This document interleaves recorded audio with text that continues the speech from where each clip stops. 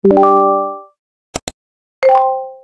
guys! Welcome back again to my YouTube channel. So for today's vlog is, ayan, as you can see, gato nga pala gagawin namin ngayong gabi. Ayan, gatong luto yung ginawa namin sa itlog. Hindi na namin pinirito.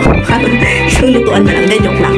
So titry lang namin to mga mi. Kasi wala lang. Tipid, tips. Pero ewan, tipid tips yan. Ang gulo ko na naman, no?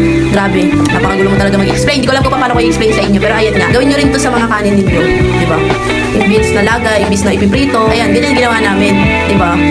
Medyo aesthetic din siya tignan. No? Ginawang aesthetic.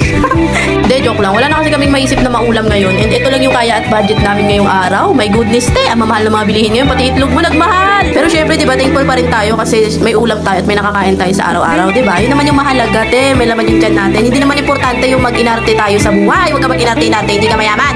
Pero kahit yumaman ako, hindi ako mag-inarte, promise. Siguro kung ano yung mga nandito sa akin, ito, yung ulam na nandyan, yun talaga yung kakainin ko. Kasi, wala, huwag ka mag-inarte sa panahon ngayon. Kaya jowa eh. Hala, hindi ganun. Ba't dinama yung jowa?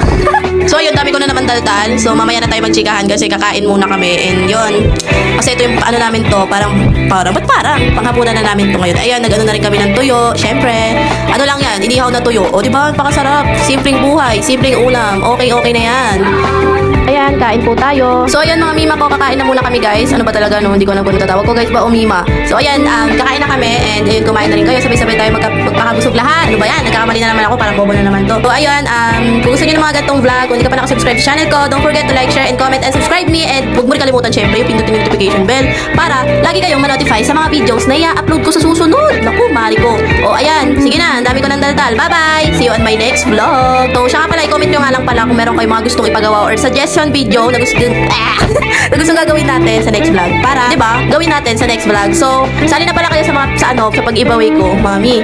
Comment lang kayo diyan para ilagay ko sa spin yung mga pangalan ninyo. And syempre, don't forget to follow the mechanics para makasali kayo sa ating pa-spin ng 50 to 100 GCash every video. Pero hindi pa tayo nakapag-umpisa kasi wala naman nagko-comment eh. Sige na, ang dami ko na naman daldal. Bye-bye. See you in my next vlog. Thanks for watching. Mwah.